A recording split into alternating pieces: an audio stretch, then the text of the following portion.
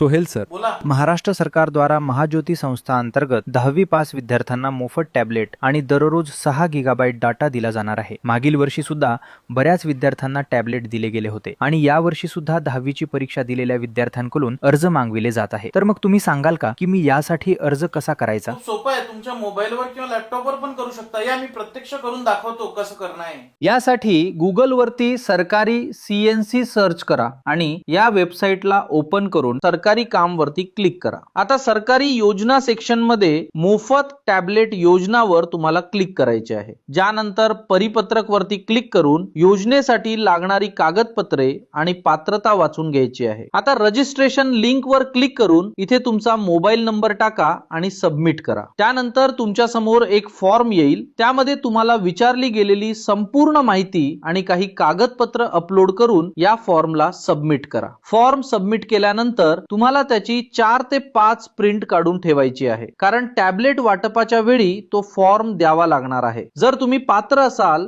तर तुम्हाला मोफत टॅबलेट मिळून जाईल. तुम्ही हा अर्ज करणार का ते कमेंट मध्ये नक्की सांगा आणि व्हिडिओ आपल्या 10वी पास विद्यार्थ्यांसोबत नक्की शेअर करा.